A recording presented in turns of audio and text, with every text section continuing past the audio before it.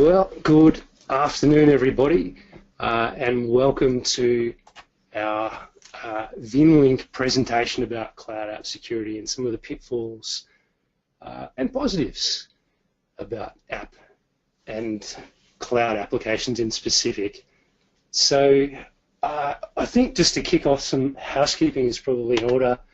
I wanted to set some expectations about what this is, what it isn't, who I am, all those sort of fun things.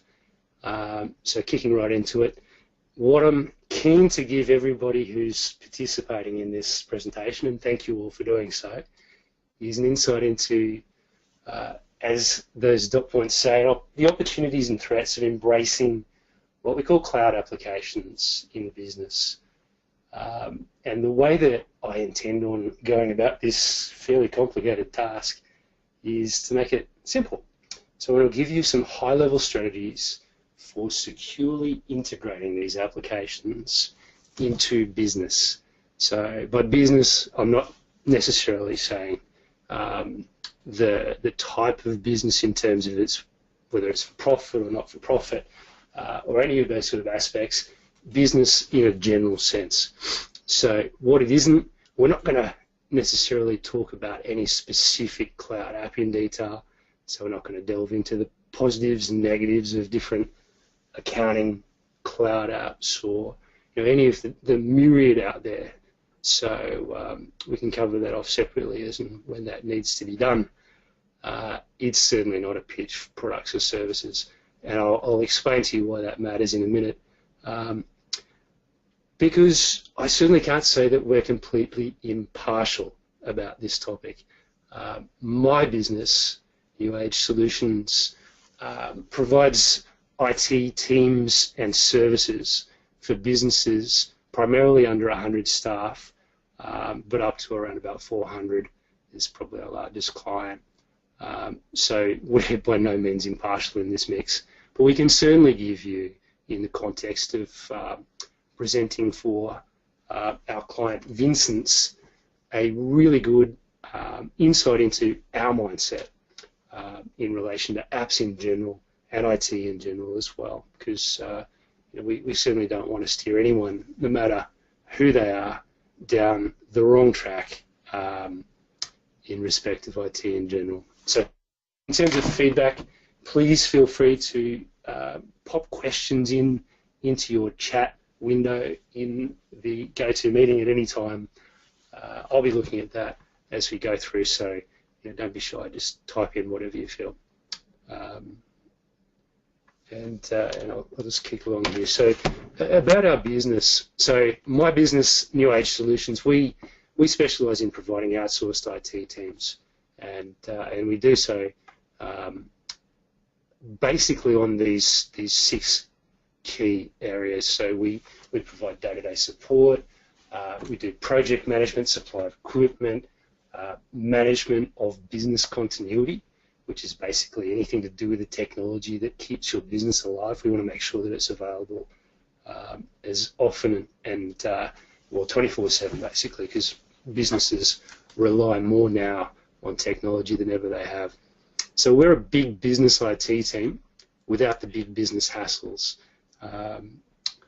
And basically that's our calling. How we do it? Well, we like to make sure that we apply those big business principles of planning, careful planning and execution, no matter how big the client might be, because we feel that good IT doesn't happen by accident. You need to plan for it along with any of those sorts of things that you plan for in your business, such as budgeting and strategic initiatives and so forth to do with making your business tick. IT and technology in general is just as important, if not more, than other aspects, because it's such a pivotal part of businesses nowadays. So first up, some context. Why do businesses exist? Well, basically, I'm sure I don't need to tell you what it's to benefit the people who are interested in the business in terms of a financial interest or any sort of concern about the success of it. staff, the customers, the economy, hopefully all of the above and probably in that order. So we want businesses, new age solutions, so NAS, we want businesses to deliver positive, sustainable outcomes like growth, profitability, social responsibility, and choosing and maintaining technology that supports these goals needs to be a deliberate, regular process done alongside any other planning activity, as I mentioned earlier. And so I'm going to share today some of the benefits and pitfalls of cloud apps, which are technologies that businesses can adopt. And as I said, first some context, and to kick off, I'm going to talk about what is an app. So an app is the major part of the business technology landscape. It's nothing new. They bring data and process to life in businesses. For example, for managing your financials, for dealing with reporting, for communicating with people inside your business, outside the business, anywhere. Whatever you want to do, nowadays there's an app for it. And you should all know every app that's in use in your business if you're someone who controls the business or has an operational interest in sustaining a business. In terms of the types of apps out there, and I'm not talking about what they do, but who owns them and how they operate. Apps can be yours alone, i.e. they live in your business, on your infrastructure, your servers, your computers, and you run them. They could be yours but shared with a business partner. They could be owned and operated by a third party. Any of the combinations of the above, and probably beyond too, that I haven't actually caught in those three definitions. The common thread, they're critical parts of doing productive work in most modern businesses today. Now traditionally, so even as recently as 5 years ago, this would have been normal, they'd have been operated exclusively in-house. Business appreciated this as increased, and it still does, control. But it disliked having to maintain the equipment. So that's to say the servers and so forth, that you would need to provide one of these applications that you depend on in the course of doing business. An analogy I think that you could draw would be equivalent to how people used to provide and consume power. So in the past, I think ages ago, if you wanted power, you'd need to have whatever it was that produced power. You need to own it. You need to maintain it. You'd need to make sure that it was operational and delivered everything that you needed to power whatever it was in your house. But nowadays you buy it by the unit, so you buy it by the kilowatt hour or any other sort of form of purchase. But it's a commodity almost, and it's based on a consumption model. Nowadays, cloud apps, for instance, give you the ability to take these things that would have previously been expensive, lumpy CapEx purchases, and you turn them into things like per user priced applications. So rather than paying for the actual application up front and then an annuity for its maintenance that you'd provide to whoever produced the product, you can buy these things by the staff member or by the any number of other different units. So it becomes OPEX. Now, one of the things that we're going to talk about, or I'm going to talk about today in the context of risks and things to avoid, is the uncontrolled growth and adoption of these cloud applications. And I'm going to give you some of the tips and tricks, let's say, that you'd need in the context of being a business owner or an operator to keep in mind in order to keep control of all these burgeoning applications that people that work in your business and so forth may use in the course of doing business. So I want to first off kick off by describing what you can see on this screen here. Put in really simple terms, this is about what systems you use, so applications that you use, who maintains and controls them, and where they exist. And these are really important dimensions for every person, as I say, with an interest in operating a business to understand when considering the risks that any of these things pose to the ability to operate your business from day to day. So in here, there's a very high-level diagram. There's no detail, as you can see, other than the name of the item and the color coding. And it's the very top-level diagram that we use when at NAS documenting what it is that businesses have in their application framework. So kind of like a blueprint for a house or a building, an application framework shows you the building blocks, application-wise, of all of the things that you use in your business to make it tick. And we would suggest that this is a critical thing for you to have in order to understand the risk, as we were talking about before. Now, backing this up, we also use a pretty detailed Excel spreadsheet to list out some of the characteristics of these systems, whether they're, as I mentioned before, whether they're hosted in-house, whether they're maintained by you or someone, a third party, and all of that is critical information to have and to deliberately record and manage, because otherwise how are you to determine whether something that is a critical part of your business is something that you control otherwise. People today, being that there is, as I said earlier, an application for everything, tend to, where they can't find an application in their business that suits what they need, they tend to bring it in themselves. Think Dropbox, for instance. Classic example. People in business typically do file sharing on an organizational level really poorly. So that is to say, providing for the ability to exchange large documents between people they might do business with. And so one of the most common uncontrolled applications that people bring to businesses with the best of intentions is Dropbox. There are many other types out there, but this is one of the reasons that you want to keep a good eye over what it is that you're doing with the processes in your business and the applications that support them. So the purpose today is obviously to talk a little bit about the risks and how we can get around them within cloud applications. So let's give that a bit of context here. So cloud applications, what the heck are they? Well, the first publicly available internet cloud application emerged in the early 90s. There have been many examples of this sort of concept before then, but one easily relatable application, and they all started as websites, would be, for instance, Hotmail. So in 1996, Microsoft, good old Microsoft, released Hotmail, and that took off very, very quickly, and people had Hotmail accounts. And then we saw in 98 Google, in 99 a package that lets you manage your leads for new business and deal with the process of keeping a close understanding of your customers, Salesforce.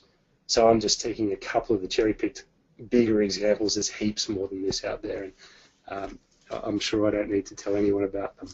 So that's what a cloud application is, though. It emerged from things that you would do through a web browser that you would have previously needed a program installed from a CD or a disk to do. And the internet drove a lot of this this capability.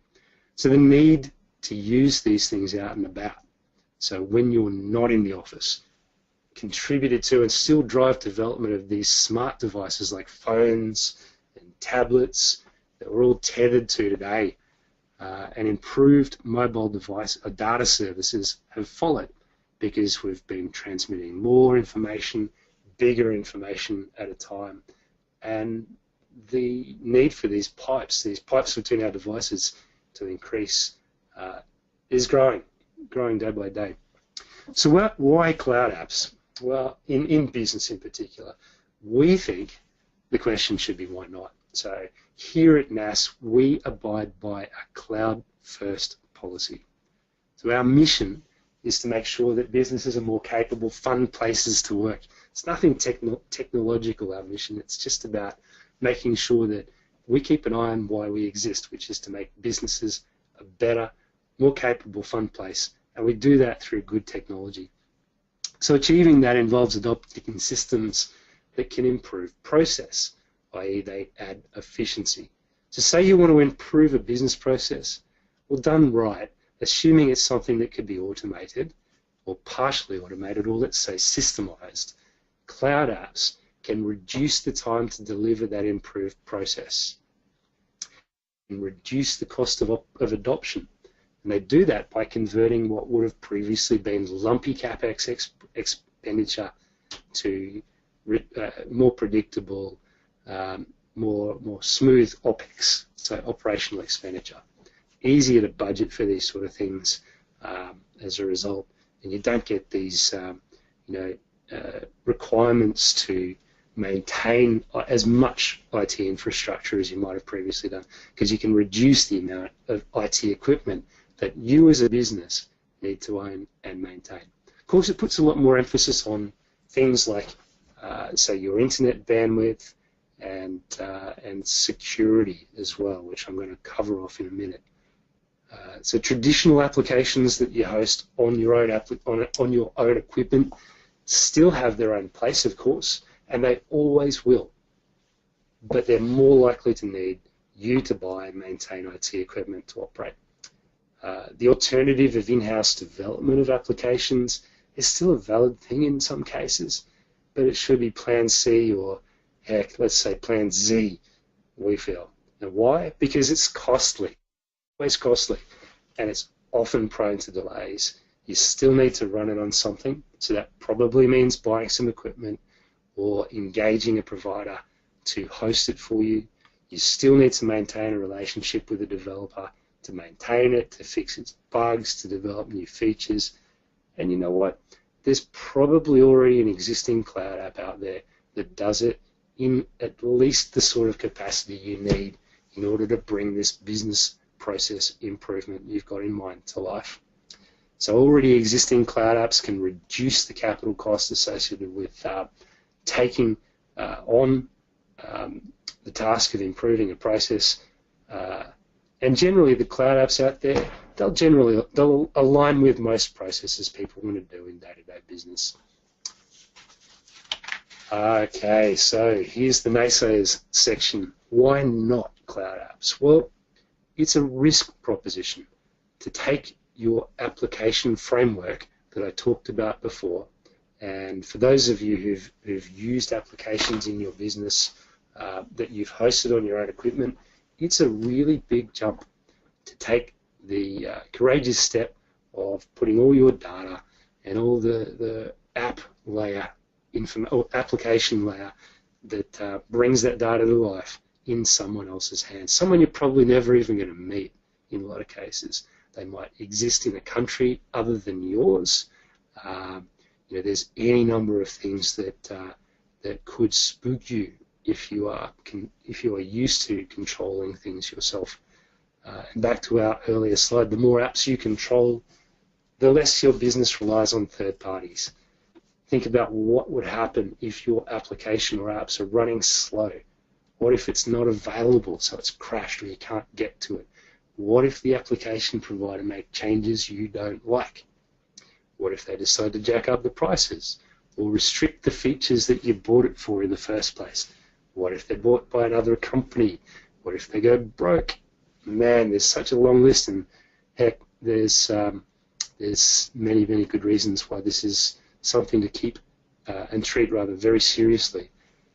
Basically, decentralizing your applications this way, outsourcing them, if you will, complicates your business's continuity plan.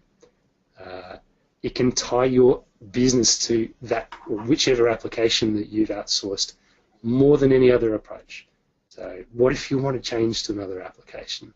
Most cloud applications won't or can't allow you direct access to the underlying data.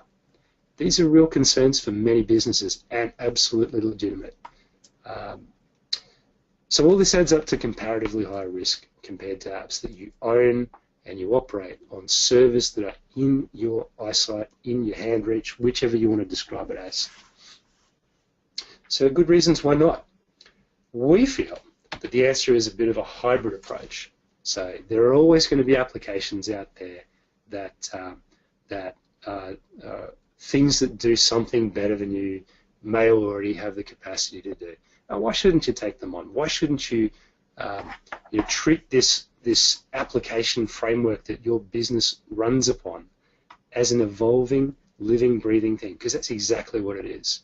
There will be times when you need to change. There will be times when you want to change, and the last thing you want is for this application framework or list of apps that you use around your business to become a set of handcuffs in terms of your process. Because think back to that comment I made before about Dropbox. Dropbox, for example, classic example, as I said, of something that's driven by staff in most cases within a business. It exists in business mainly because people, the staff members, were able to do something at home that they couldn't under the official systems in use by a business. So what we think that you should do as a person interested in the operation of a business is, number one, to overcome the pitfalls of operating a hybrid environment where you have apps that you host. You may have apps that are existing on someone else's servers, so cloud apps, is you map out your application framework. So do something with any trusted IT provider's help, or someone who you can count on to look at the bigger picture of why it is that you're using application X or Y or doing process X or Y. Lean on this person to help you map out the applications you use and identify where it or they support the underlying business processes. Be deliberate about this. You can't let this just happen organically. Otherwise you take, again, a bit more of a risk than we feel is valid. Consider carefully which applications you should or need to host inside the business as opposed to the ones that you should or could host outside of the business. So a good example would be email. There is nowadays less need to host email inside your business. And it's not to say there's no need to host it within the business. There are absolutely really good reasons why you might want to do that. But there are equal, let's say, or commensurate reasons why you would pay someone else by the user for the number of mailboxes you need in your business, because it would take all the operating costs, for instance, for the most part anyway, and give them to someone else to deal with. You should control access carefully. Now, this is probably the most significant thing that I'll point to today, because when you decentralize your application framework and you give access to staff to cloud applications, such as things that are available on the web or through an app that you install on a staff member's phone or a tablet PC, these cloud apps generally have their own login processes, and they have their own list of active accounts. And so whereas you might set up logins to your computers in your office, you'll also have to set up logins in each of these cloud apps, and the more you use, the more complex that process becomes. And it's particularly problematic when it comes to the point where you might be looking to manage people's use of the systems. So if someone departs your business, the last thing you want to do is forget that you didn't restrict their access to some critical system, or any system for that matter. When they're gone, you want them gone from all your systems in the sense of their ability to access information that is not theirs, that's yours. For that reason, we basically suggest that you never issue the actual cloud application logins to staff. And again, the reason is simply one of control. For example, if you want to restrict where people can access your applications, or for instance, if they can access those applications, you shouldn't trust the cloud app itself to manage that process, because they're all different. Every cloud application has a different approach to logging in. This approach will not change, we don't think. So we've got all these different players out there that have their own process for managing access to their systems, and they have no reason to cooperate with one another and set up a standard, at least at the moment anyway. And until that changes, our advice is to adopt an identity management system, which ironically is actually a cloud application itself. It ties in to your security framework. For instance, if you're a bit of a technocrat, you might have heard of the term Microsoft's Active Directory, which is basically a place where all your staff members' usernames and passwords live and are changed and added and tweaked and so forth. So these identity management systems I've listed out here, there's 3 of them just as an example, or 4 other. Those can integrate to this central repository of all your login details. And the reason that that's important is because a system like this removes the need for staff to log into cloud apps manually. So no more typing in usernames and passwords when you click on a particular cloud app. We can group all the cloud apps for a particular staff member by their role in one portal. And that's to say, to get into any of the cloud apps they use to do business from day to day, all they need to do is fire up a web browser and all of their cloud apps appear side by side. There's no need for them to log in when they click through to them. All of that's taken care of and controlled centrally, and it reduces the risk of using these cloud apps in your business, because we can also control what happens, for instance, if they want to access these cloud apps, well, what's probably the wrong word, need to access these cloud apps outside of trusted locations like your business premises. In situations like that, good identity management systems can require what's called a second factor for login, which, to put it really, really simply, just means that there might be a text message that comes to the person's phone that they're prompted to type in a value from by one of these cloud apps they're trying to access. So say they're looking to access, I don't know, good example would be Xero. So we could set it up such that when they get to their portal, or your portal, with all the applications, before they get to that list of applications, they're prompted to type in a text message that comes up on their phone, and if they get that right, we have a better chance of asserting that it's actually them and not some other person that's stolen their username and password. So basically, it increases your control of where, pardon me, and when staff can access cloud apps, and that's the key. So you need to maintain active control of all the cloud apps that you've got in your business and any application, let's say, within your business, in order to be sure that you can do business predictably from day to day without the risk, or at least with less unknown risks in terms of disruption. So we feel that these 6 steps are the key to operating a healthy application framework, making sure that, bringing it back to the top, that your business can operate smoothly and without any undue risk. And for that reason, we reckon that you need, as an interested party in the operation of the business, to repeat this process regularly, at least within your normal planning cycles of business planning. So all of this lines up with the strategic direction that you want the business to take. And so the resources that I think you might want to potentially have a look at if you're interested in taking this further are up on the screen. So Bidium is an example of one of these systems, as is Okta, as is OneLogin. All of these things let you control access to cloud applications and non-cloud applications as well, and present them to your staff in one place. So there's less hassle for them to access these things, less risk for you as the business operator, and everyone wins. So thank you everyone for your attention today. If there's any questions or issues, please feel free to contact me. I'm happy to take calls anytime you like, and to talk a little bit further on this as and when you need. Once again, thank you. Appreciate your attendance.